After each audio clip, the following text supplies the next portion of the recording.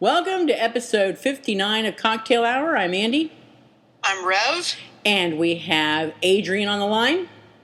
Howdy. See that? We got some Texas in the house. Texas! Woohoo! Woohoo! And, and I thought maybe just to shake things up a little bit, I would start with our pitch today right off the bat. So, our podcast is brought to you by Audible.com. Get a free audiobook download at www.audibletrial.com/cocktail hour. Over 100,000 titles to choose from for your iPhone, Android, Kindle, or MP3 player. So, get out there and sign up. There you go. Yep. There's a book I wanna get everybody to read. I haven't read it yet. I have it. I got it from the library. It's called Brain on Fire. It's I think the subtitle is My Month of Madness, and it's Nikki Smalls from Flicks and Swizzle Sticks heard a story on NPR about this woman who had something like some brain inflammation or I don't know, something, but it made her like she was having seizures and hallucinations, and it made her appear to be insane.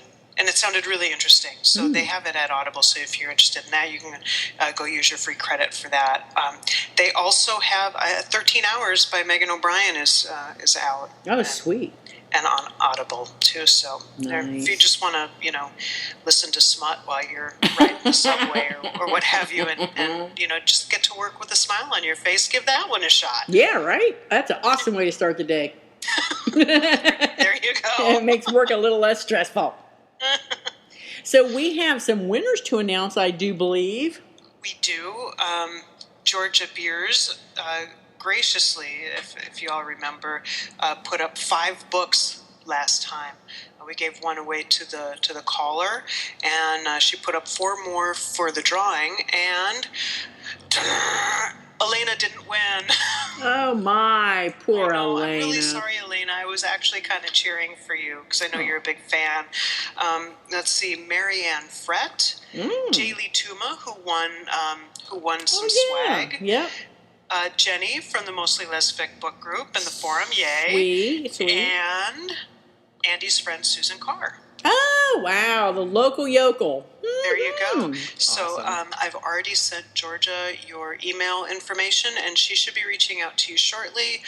So congratulations. Yeah, congrats all. That's awesome. Yay. And I want to thank everybody for really coming out and posting some comments with your selections for the Slices of Life possible follow-up. So that was very nice. Yeah, that's awesome. And then I do have a couple of additional announcements. Mm-hmm. Carrie Hunter and Claire Ashton have started up a new website that features information on lesbian fiction from UK authors, to include Ireland. So if you're interested in getting some information, or if you're an author in the UK or Ireland, I keep saying that because in everything I see, that's how they have it. Oh. Get in touch with if you're an author and you want to get involved, get in touch with Carrie Hunter or Claire Ashton, or if you just want to go check out the website, it's uklesfic.wordpress.com, and I will include a link. Maybe if I want to, I'll include a link. I might not want to, but include the link. I'm feeling a little rowdy today. You are feeling rowdy. What, did I get you started? No, I'm going to be nice because Andy's in a mode. She's like, I don't know. I'm like a go-getter today. You are. She's been crazy. I've been getting emails. I reached out to this person. I reached out to that person. It's like all the to-dos I've been sending you for the last 6 months. I know. Well, I think the vitamin B12 is kicking in. That's awesome. Mm-hmm. And here's a singing opportunity for you right away. Really? Because my last announcement is that tomorrow is Adrian's birthday.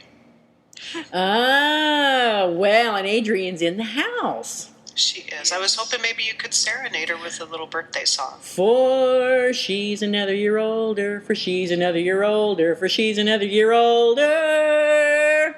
And that's a crying shame. Oh, she'll never get any younger, she'll never get any younger, she'll never get any younger. And that's a crying shame. Happy damn birthday, Adrian. Thank you. That's awesome. Spankings in June. Woo! Just so you know, Darcy's birthday is coming up also. Oh, yeah? Oh, yes. Should I do the Barry White happy birthday song now? I think that would be great.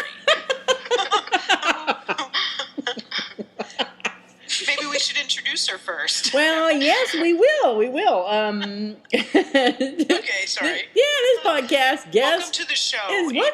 Right, yeah, exactly. Welcome, yeah. Oh, Lord, you guys threw me on that one. Oh, yes. Today's author guest is Darcy Town. Hello. And yes, thank you, Adrian, for announcing my birthday next week. You're welcome. That's what friends are for, right? Right, exactly. Yeah. And she'll never be any younger. And that's a crying shame. And that is a crying shame. No, thank you. So Darcy was kind enough to give us some drink suggestions, and what'd you send? Like 3 or 4 of them? 2. But yeah, Just 3 or 4. Was it just 2? I swear to God, it was more than that. You're seeing double. Is that what it is? Make them twice, yeah. Wow. Well, I decided today I was going to make my drink early and put it in the freezer, and thinking, I heard the old wives' tale that alcohol doesn't freeze. Well, I went out a couple of minutes before we fired up the show, and my damn drink was frozen. But it looks like it's thawed out now. So, thankfully. Awesome. I picked up the recipe for what is this drink called? And woke up naked, heartbroken, and with a hangover. Yeah, she danced with the devil. So I made that, and it's got a plethora of things in there that I would never in a million years put together. What's it got? Tell me. Well, it's 1.5 ounces of, I know I'm going to brutalize this one. Is it CachaÄ? It's CachaÄ. Okay, yay. A 1/2 ounce of Dominique de Canton, which is the ginger liqueur, which I love with scotch, yes. And a 1/4 ounce of creme de violette liqueur, which is what we used for the Kir Royale we did on one show. Nuh-uh, I didn't use that. You didn't use that one? Nuh-uh. Oh, I did. It was good. A dash of bitters, 1 ounce of Prosecco, and I didn't use the grapes for garnish, but you put grapes in there. And I got it here, and I'm ready to taste it. Here we go. Ooh, medicine-y.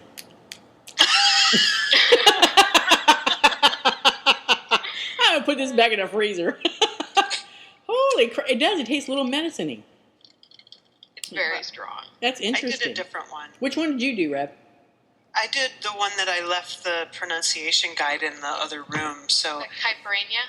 yes, that is the one that I did. It's a 1/2 of a lime, 2 tablespoons of sugar, the Brazilian rum, which is called what again now? CachaÄ. Yep, and then a load of ice, and and you muddle the sugar and the limes together. Hold on a second. So, that must be a really sweet drink. No, it's not, because there's a 1/2 a lime in there. The sugar doesn't offset it enough? Oh no, it's good. Is it? Damn, I picked the wrong one. Damn. No, that's good. It's I got the Lysol drink. and I'm not much of a rum person, Yeah, but me either. the lime is delicious in there. Yeah, I picked the right one. Damn there, it. buddy. Damn it! Yeah, that's good. I'll be blasted in a little bit. Oh my, that's I chose excellent. to. Excellent. Adrian, are you drinking anything? I'm not. I'm kind of drinking. I'm drinking and eating. I received a huge box of little chocolate-shaped or bottle-shaped chocolates that are filled with liqueur, and I'm making my way through the box. Oh, nice. Just make sure you every once in a while. I will. Okay. Awesome. Darcy, what are you drinking? I also chose the Caipirinha. Awesome. Good It's choice. very refreshing. Yeah. Yeah, I forgot to let you know that I did find the the cachaça. And it was, I walked in the liquor store, the best one that I know of, and I kind of walked around, and I just went back up to the counter. I'm like, I know I'm going to be wandering, so can you just tell me where this is? And one guy gave me a blank stare, and the other guy's like, I know exactly what you're talking about. And it was right by where I was, so I did feel pretty good about that. But yeah, that's yummy. Yeah. Damn it. I gotta So make thank that you one for instead. allowing me to add a new bottle of booze to my collection. You're very welcome. I'll have to try that one next because I'm not liking medicine-y breath over here. Aww. I know. What are you going to do? What are you going to do? Yeah. They're not always All right. home runs. Keep drinking till you don't care. That's it. So, They're usually better the second time. So Darcy has a series out. A trilogy, right? That's correct. Are you going? Is it done at the end of the third book, or are you still working on more? Yeah, it's done. Oh, it's done. Okay. Yeah. Morningstar, wait a minute. Morningstar, Daystar, and Nightstar? Even Star. Even Second Star. one. All right, say it again. Put it in right order, please. Morningstar, Even Star, Daystar. There we go. Sweet. And we're going to be talking about Morningstar. I got that right? You Yes. did, yes. Everybody's like crickets. I'm like, what the hell? Okay. Yes. So, yay. All right, who would like to do a summary? Well, Darcy, do you want to just tell us a little bit about Morningstar? Or do you want me to? It's up to you. Well, I'm kind of curious how you summarize it, but... Okay. Well, so we're gonna try really hard not to give away any spoilers. Yep. On this one, because I did want to say too that you're really a very prolific author. You've got, in addition to this series, you have another series out. And do you have anything? Because I didn't do a big search, but I know of the 2 series. Do you have other stuff too? No, just the sci-fi Waste series and then the Morningstar trilogy. I am working on writing a post-apocalyptic series as well. Oh, nice. Oh, okay, cool. Okay, so Morningstar, let me see. Okay, so Morningstar is about a young woman named Dahlia who has a kind of a secret past, and she's kind of awkward and kind of an outsider. Working a shitty job, and she meets up with a group of folks who are not exactly what they seem, and we'll just kind of put it out there that this story revolves around fallen angels, archangels, and see, I'm doing a really bad job of it. Well, there's like fairy folk, and there's otherworldly beings too. Yeah, and Dahlia doesn't really know who she is in relationship to these folks, but we find out kind of quickly, and I think we should just jump on in. Actually, maybe that would be the best way to go. Unless, Darcy, you want to give it another shot. Well, basically, you have Dahlia, like you said, she has a shitty job. She meets a very strange group of people at a bar one night who seem incredibly attached to her oddly fast. Mm-hmm. And they're actually, you find out right off the bat, I don't think it's really a spoiler, that they're all fallen angels, including Lucifer, the fallen angel. Dahlia is actually a reincarnated angel who's on par with Lucifer, essentially. And she's fallen and doesn't have any memory of who she is, but they know her immediately. And it kind of goes from there. And I like that that you acknowledge right away that that everything does seem to happen really quickly, and you have a character in there, Celeste, who really is kind of like the devil's advocate. she's the one who was in the back of my mind going, whoa, whoa, whoa, this shit is happening way too fast. But the connection between the fallen angels and Dahlia, I mean, you can feel it right away. So it's not something that I really would call bullshit on because of the type of connection that they have. So you know that it seemed viable to me for sure. There's a lot of violence, but a lot of violence. There's a lot of violence, but most of it, is between the fallen angels themselves. Yeah, they like to punch in the face and the throat and the ribs and the stomach. I noticed lots of that. Love punches. There is a lot of punches. Mm-hmm.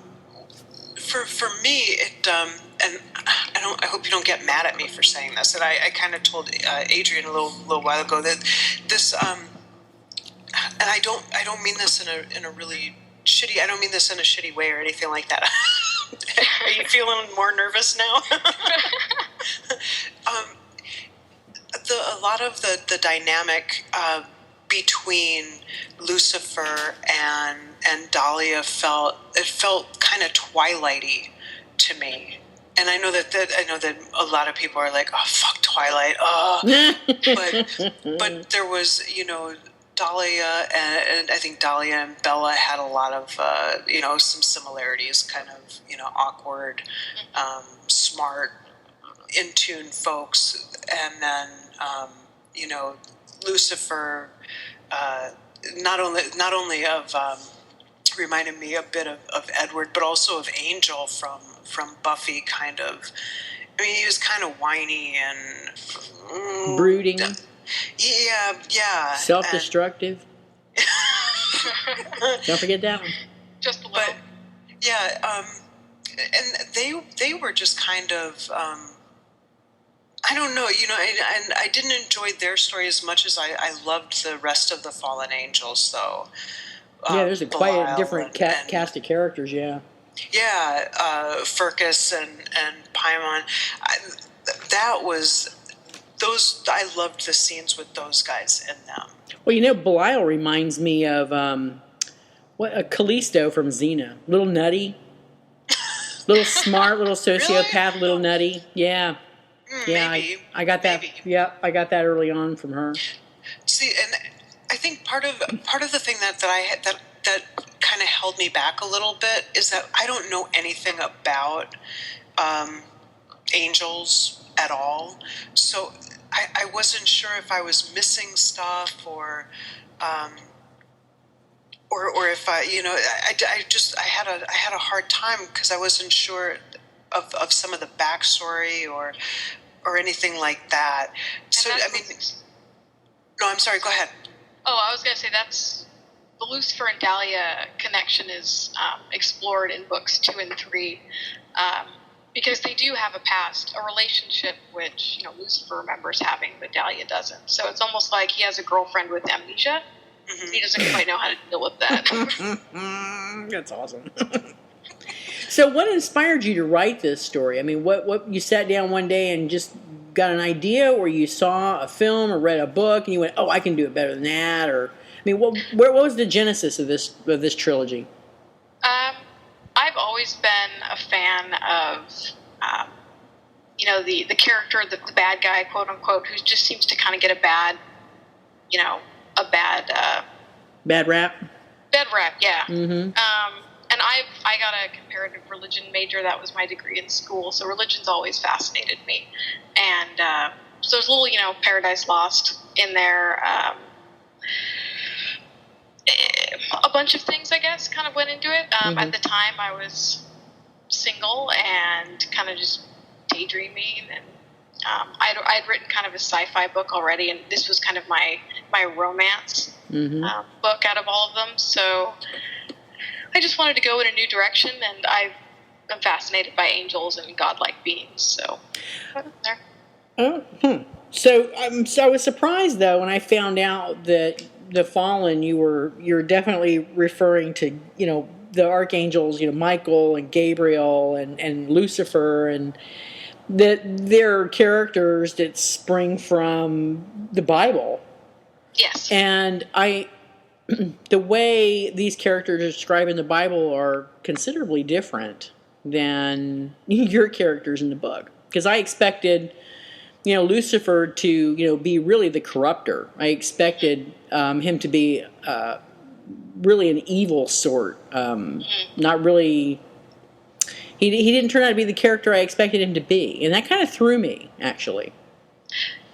Yeah, I mean, in my universe, the Bible and biblical stories in general are considered to be propaganda. Okay. By interfering angels. So it's kind of in their interest to make Lucifer and his buddies seem as terrible as possible.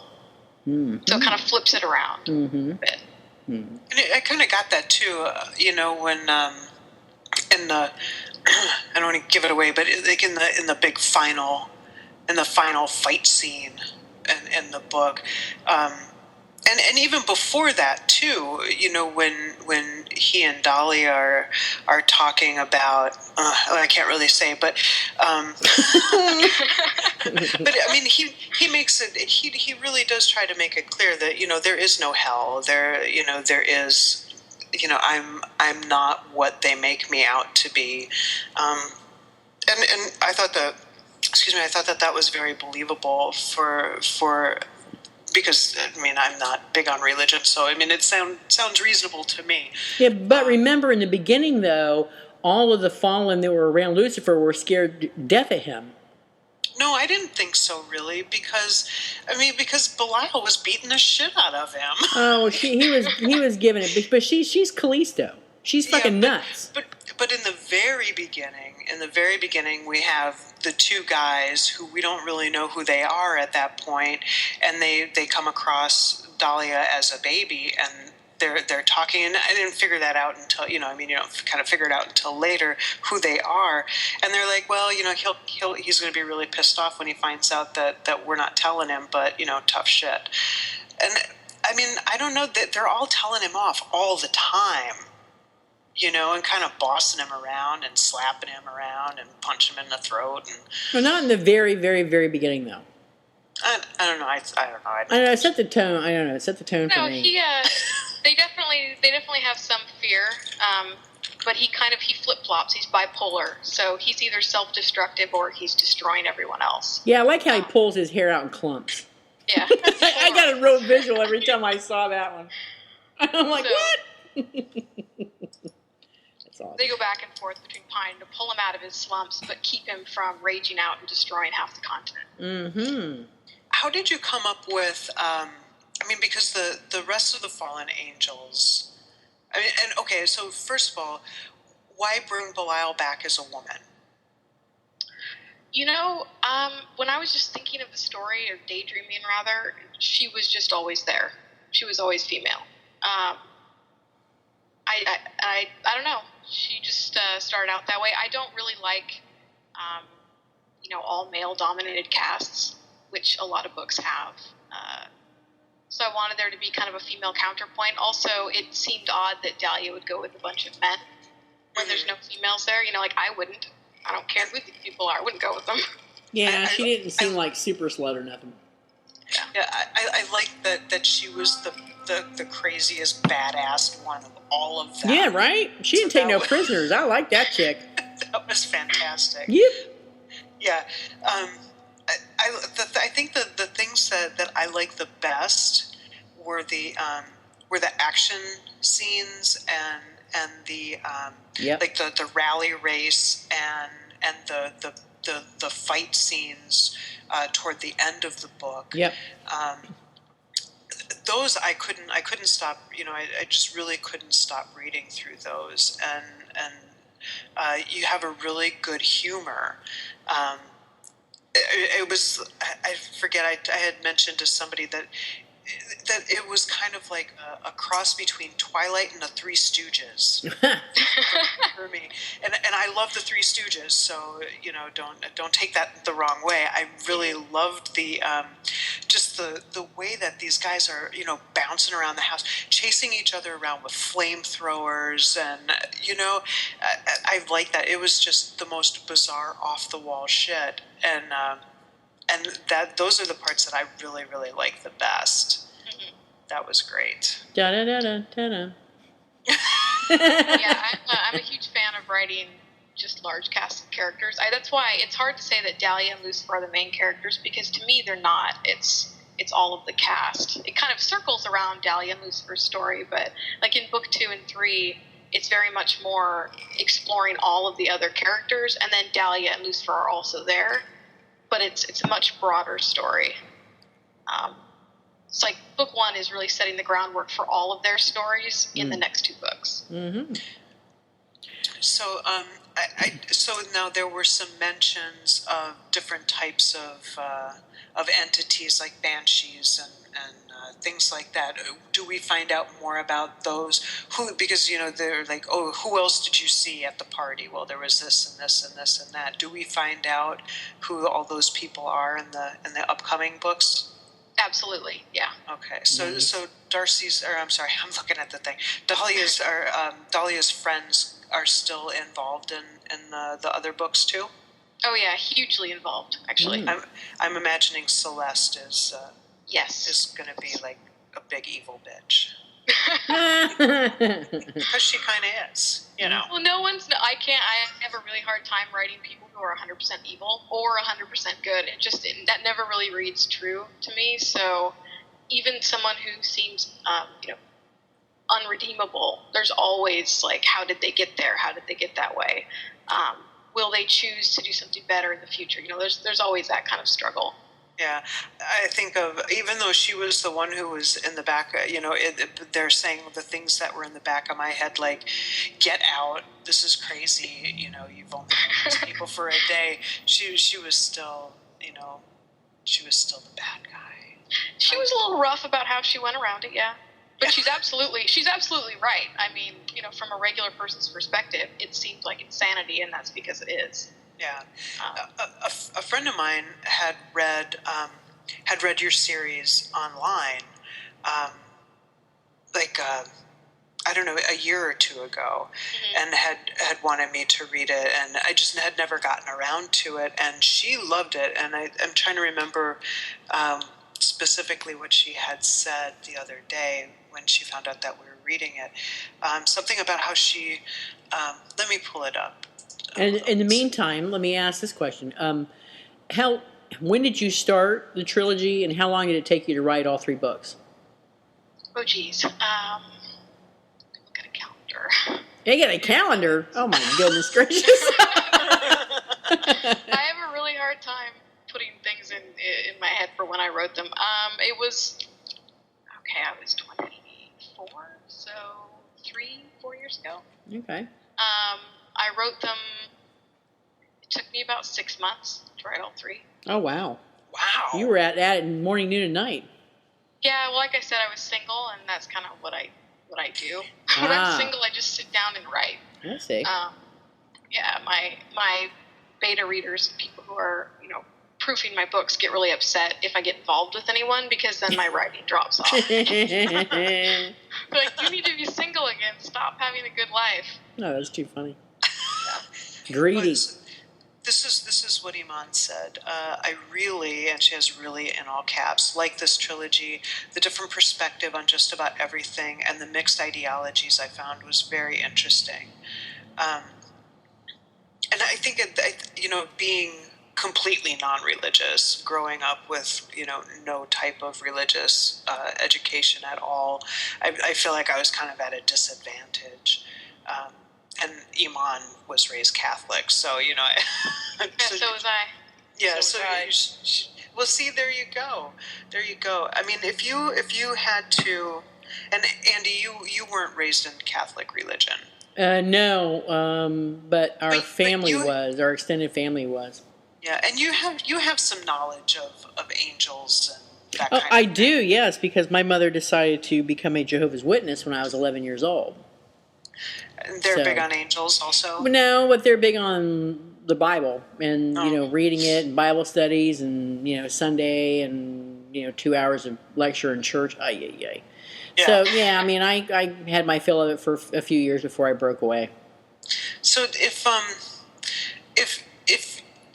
Darcy, if you were picking like your ideal audience, I mean, do you think that folks with religious background or at least knowledge of angels and other I don't know, like Celtic religions and things like that, do you think that they would be I'm not really even sure how to phrase the question. I just felt like I was missing out on part of the story. Yes and no. I mean, if you have the background, you know the basics of angels, the fact that there's like a hierarchy. You'd know that Lucifer is seen, in the Bible. Well, there's various names for him, but as kind of God's counterpart who challenges people in order to draw them away. But again, the Bible is supposed to be almost propaganda, so I really rebuild the story, and in book 2, you get the actual history and how the buildup is different. So I've actually found that some people who are familiar with the Bible actually have more issues with it because they're expecting more like of a Andy. traditional. Gotcha. Okay. Okay. Well, cool. Yeah. Adrian, you got anything? Not right now. Okay. I mean, I can tell you that, I do have knowledge of the Bible and angels and all of that, and that may have helped. Unlike with you, Andy, it didn't bother me. It was refreshing to see a completely different view. Mm-hmm. Something totally the opposite of what I was, brought up with. Mm-hmm. And to be honest, it made a whole lot more sense to me than what, I was fed. It's like, oh, I like this world.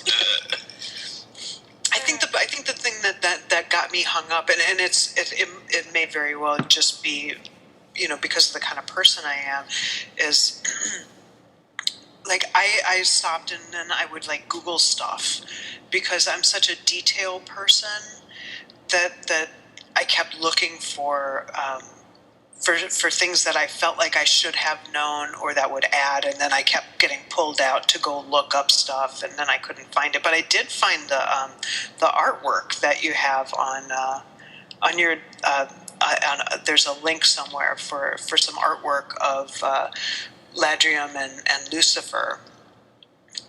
Yes, yeah, I had an artist that I liked. I commissioned him. I've commissioned a couple different artists as well as doing my own artwork. That's actually where I started. I've always wanted to be an artist or an illustrator, so I really like the whole bringing things to life in pictures. And I sat and I just looked at that illustration, like a painting, for quite a long time. And that stuff like that I can look at and other facts and things like that. Like I was looking up Lilium and things like that. Those things really add to the story for me. Yeah. It puts helps with the imagery. It does, yeah. Yep. Absolutely. And once I saw that, and I was still pretty early on in the book, once I saw that illustration, that image was with me for the rest of it, and I really enjoyed that very much. Well, I'm glad that I got that commission then. Yeah, and so you said that you've had a few things commissioned. Is there other stuff that we can look at? Yeah, there's a piece of actually Dahlia. The very first scene that you see her, she's has her coffee and she's painting and she looks kind of quizzical at the canvas. Mm-hmm. There's that one. I think it's on my blog. Oh, Let me go double check that before I actually just throw people there. Well, we could still like to know the address of your blog so our listeners can go check it all out. All right. It's all one word, navigatorsandDemons.wordpress.com. And I do have a website, but it's under construction, so there's nothing there right now. Wow. I mean, I could direct you there, but it's just a gray page. It just frustrates the shit out of people. Why isn't there even on here? Yeah. I don't have anything else that I wanted to talk about with. Except that damn bracelet. So no, I know what the secret was to the bracelet now. But I just kept thinking, why aren't they even bothering to try to get that goddamn bracelet off? I know. It's like scene after scene, it's still there. Push me, pull you, still going on. Yeah, exactly. You're thinking, why the hell aren't they devoting any energy to get that thing off?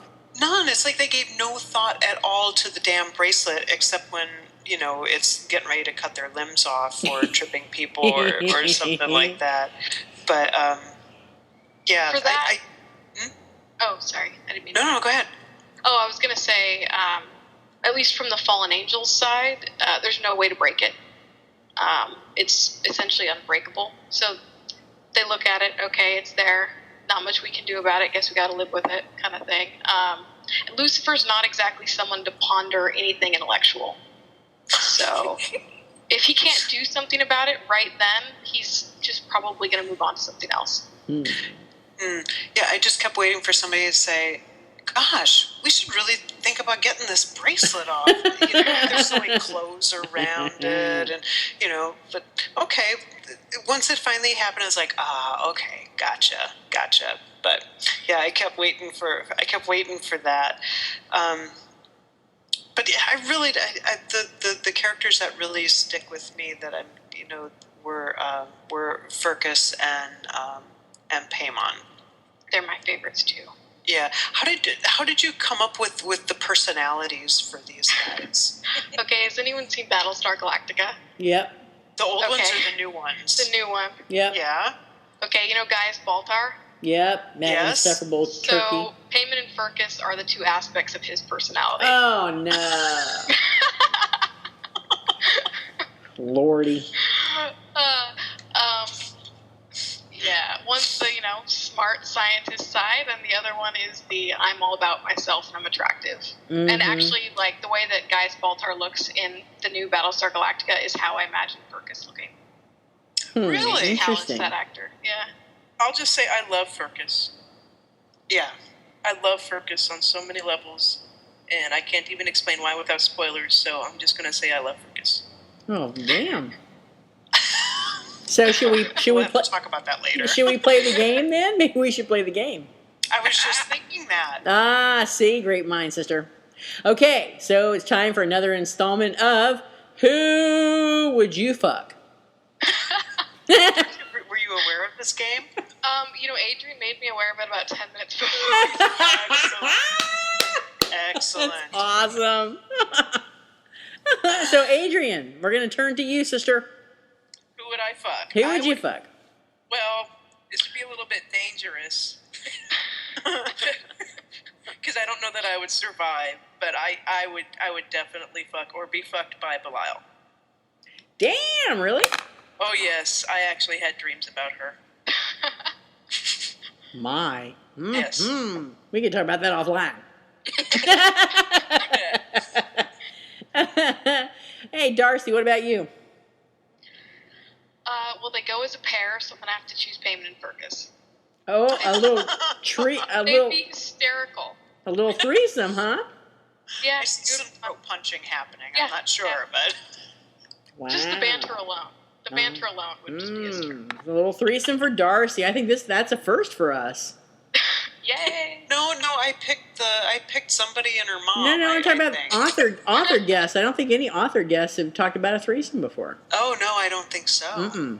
No, Wow. I would remember that. Yay, Darcy! Woo! You're also the first one to pick a man, so let alone two, so you win twice. Dang! Ding, ding, ding, ding, ding, ding. Lordy. Would that be penile action? Hey, they can do other things. All right. Works for me. I don't care. Oh, I wanted to say that I was. Okay. So, I did want to. How do I do this without giving anything away? Let me see. You can do it. Somebody went down on somebody, and I was impressed. That's what happened first. So, are you picking Satan? No, I'm picking Belial. I'm gonna take Adrian's sloppy seconds. Ew. I'll wash the blood from her, and we'll take a nice hot shower together. Oh my God, that's not right. Oh, Well, hot. Move over because she was my choice as well, but I get her first. Wow. Yep. Oh. Yep. No, I can't even. No, that would be a spoiler. So I'll just not go there. What were you going to say? Yeah. What was it? There's a second alternative for me, but the alternative doesn't make sense until another book. So, I see how you are, you tease. Okay, Adrian, you're going to have to tell me offline. Yeah, right? I What the will. hell? I thought she was going to do like one of those, what was that, Saturday Night Live skit about Satan? What the hell was it? Oh, the church day? Yeah, church lady. Well, could it be Satan? No, I think I dated Satan. But not the good Satan, the bad Satan. No, well, kind of a combination of both of them. Oh, Lordy, that ain't right. Also bipolar. Oh, my goodness. You just live life on the edge, Adrian. I know. I did want to ask, before we wrap things up, I did want to ask about the sci-fi series. Can you share a little bit of information about what that is? Because I know that we have listeners that are constantly asking, can you please talk about more sci-fi? Can you direct us to some good sci-fi? Help us out. So can you tell us about the Wasted Space series that you have? Yeah, Wasted Space. It's on perhaps initial viewing, it seems like a space opera, a dystopia. It's alternate Earth, so our Earth but slightly altered. The big difference is that the Cold War is still going on right now, and essentially America and China have divided up the world between them. So there's two major empires, and you have these cast of characters who were former astronauts because the military made the space program, more militaristic than we think of it as. Oh, people landing on the moon, that's cute. These are actually like fighter pilots in space, and about 3 years before the book starts, the whole space program shut down. So you have all these astronauts who are in their 20s who now have nothing to do, and not only that, they're being harassed by their own government. So they're kind of on the run and down and out. But I make it very contemporary in that they've seen Star Wars, for example. All the astronauts are obsessed with Star Wars. So they have definitely our kind of view of sci-fi. They love sci-fi, and yet they're in a sci-fi book. And it's definitely a dark comedy. There's a lot of violence, just like Morningstar. The main character is a drug addict. He shoots up heroin. That's included in the book. He also sells himself so that he can get money. So there are definitely some dark themes. But essentially all these people who are depressed, doing drugs, prostituting themselves, their whole life changes when a young-looking girl shows up. She's on the run, and she's actually an alien who has the power to essentially warp or go through wormholes, if you want to think about it that way, but jump ships across galaxies, and draws all of the main characters into an intergalactic war that they didn't know existed. So they go from just being these alley squatting former astronauts to getting involved in an intergalactic war. I definitely keep the same dark humor. There's a lot of jokes mixed in with casual violence. Nice. It's a lot broader in terms of the characters and the relationships. There's your heterosexual relationships, your homosexual relationships, your pansexual relationships. There's a breed of creature that can switch sex at will, and they so you'll have, at one point, this one couple might be two females, then it might be two guys, then it might be a girl and a guy, then it might be a couple different people all together at once. So it's a bit more out there than Morningstar, less of a classic kind of storyline. It's a bit wilder. Okay. Cool. And you're self-published, right? Yes. Yes, I am. And then, so everybody can get your stuff. I know that we can get them through Amazon. Where else can folks find your stuff? They can buy paper copies if they don't want to get them from Amazon. They can get them through I believe it's just createspace.com. Okay. I do have a book or two. Wastes is actually available on the Nook. Okay. Currently Morningstar is enrolled in that Amazon Prime program, so I can only sell the electronic copy through them right now. But it'll eventually be on the Nook as well in a couple of months. Nice. Andy, I forgot we had a call in. I know. I just thought of it. Isn't that bizarre? Great mind, sister. I'm telling you right now. We're very connected. We are. We have bracelets that.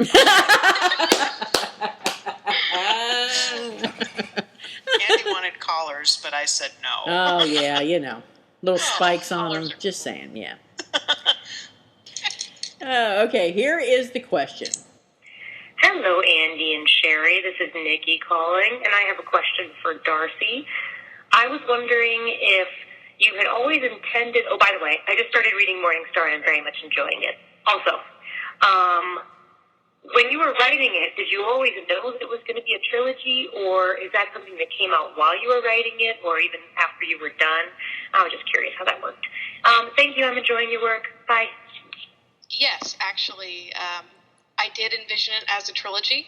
My other work, I've never really thought about how many books it was going to be, but this story I very much wanted to divide into 3 pieces.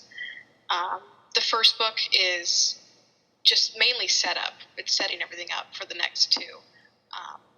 And, the second book is where it explores all the characters. The third is your climax. So that was always my idea.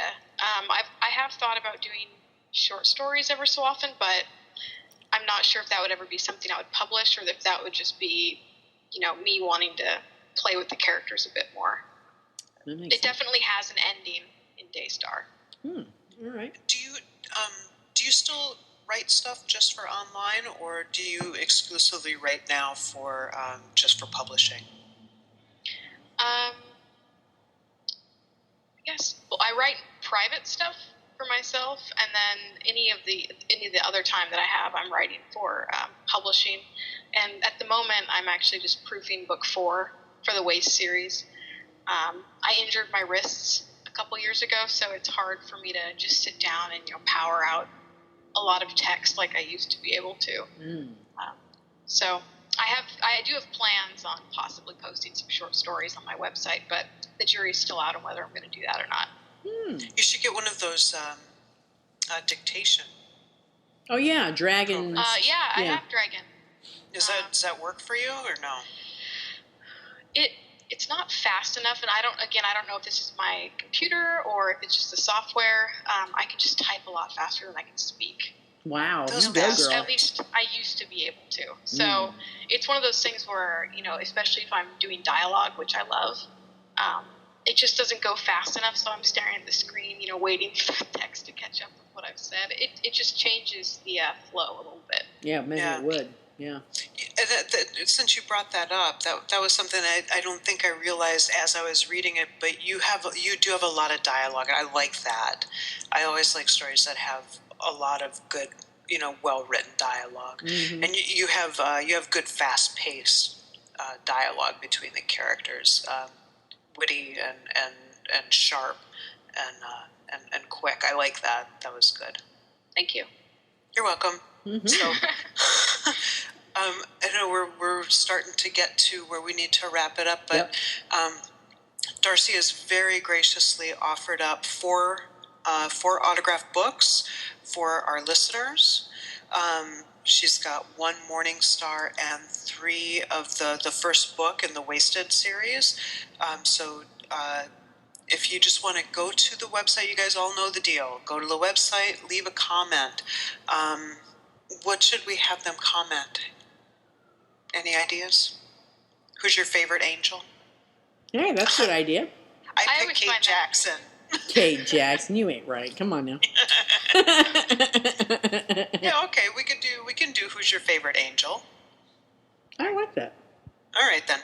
Let me write that down because otherwise I'll forget. So, who is your favorite angel? No more drinks for you. And not angle. No, nobody better put down 45, or I'm gonna, eliminate you from the competition. Yeah, there's some smart ass that wanted to do it. I know there will be, Nikki. So head on over to the website, cocktailhour.us, and this will be episode 59. So it should be the one that's up right away. Right. And then leave your comment before February 23rd. So you have until the 22nd of February to leave your comment, and then I'll group you all up together, and I will pick out 4 people, and then I will send your names and email to Darcy, and she will contact you to figure out which book you get. Nice. Sound good? Yeah. Hell yeah. Excellent. Darcy, thank you so much for coming on and joining us and hanging out while I stammer through, and Adrian just sits back there sucking back chocolate. And chocolate alcohol. Liqueurs, yeah, and Andy, does her thing. Yeah, my Thank you thing. for Yeah. having me. You're very welcome. And thank you for giving us books to give away to our greedy listeners. We do I have love greedy. giveaways. Mm-hmm. We got greedy listeners too. We do. And so everybody who enjoys some humor and some angels and fallen angels and people getting punched in the neck, and tearing hair out. Go check out Morningstar, and if you like what you read, on Amazon it's 99 cents. You can't really beat that. Yeah, no kidding. So pick up Morningstar if you like it. Grab the other 2, Even Star and Daystar, and see what's happening with Lucifer. Yep. And the gang. And you tell us. Yep. Belial, I'm telling you. Woo! Yep. All right. Well, so Just long trust as us. what? Trust us. Yeah. Do we lead you down the wrong path? I mean, hello. Well, I try to. Yes, you do. You do. You're very naughty. Just call me Lucifer. All right now. All right. So long all. Well, hold on a minute. What? What did I miss? Hold on. I just want to tell everybody. So we've had a scheduling change. Well, they don't even know what we were scheduled before. Have you not been to our website? Do you not go there? I don't go to our damn Adrian, website. hold I on. got shit. No. What? Adrian, what's on our website now? I don't know. I haven't been there. Oh! Wait. Is there a calendar there? Is there a calendar there that you helped me build? Yes, there is. Yes, there's a calendar there that shows the next 5 recordings coming my up. hell. Yeah. You bitches better know what's coming up. I'm just telling you, because I worked hard with Adrian to make that calendar show up, and if you're not looking at it, well, you just don't want to know.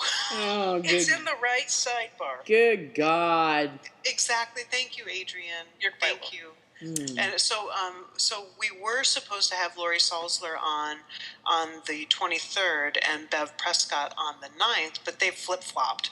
So we're going to be talking about Bev Prescott's new book, Step Into the Wind, and you all know you love Bev. We love Bev. Woo!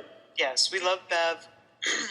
So if you have a question or a comment for Bev, or if you want to leave a comment about this show, we'll still play it. It's, what's our phone number? 747-224-7763. You gonna put that up on the website too? No, nobody looks at the website. I'm not putting anything. Well, I keep I work so hard for everybody. I keep a separate. Anything I do. Oh my God! I keep a separate cocktail hour schedule. I don't have to look at the website for that crap. Just use Google Calendar. Maybe we use that too. She does. She has it all set up. We're gonna have Andy. We're gonna have a hangout. I'm gonna walk you through it. Oh well, good, because I don't. Otherwise, I'm not delving into that whole Google Calendar thing. I just hit it. I just hit yes on your Google invites. I don't ever look at that calendar. So we're getting a little far afield. Darcy, thank you for coming on the show. We really enjoyed you being with us, and have you back someday, I think. Thank you. It was fun. Darcy's like, I ain't coming back. What the hell are you all talking about? You guys are crazy. Bitches are crazy. And you were nervous about coming on. Silly girl. I'm always nervous when it's public speaking. Oh, God. Whew. All right. Well, I guess it's happy birthday again to you, Adrian. Thank you. Sherry, love you, babe. Mwah. Love you too, honey. And we will see you all in 2 weeks. Bye. Bye. Bye. No bye, Darcy? I said goodbye. Was that you? She said, fuck you people. Out of here. All right, so Goodbye long. at the exact same time as me, so. Oh, yeah. She's going to hog the whole line like she's a birthday girl, Wait, who did, Adrian or me? No, Adrian. Oh, good. That damn It's just Adrian. like our meetings. I'm sorry. Yeah, it's like work. We're still recording, you guys. Quit recording. All right, bye. That's awesome, though. Dun dun dun dun dun dun.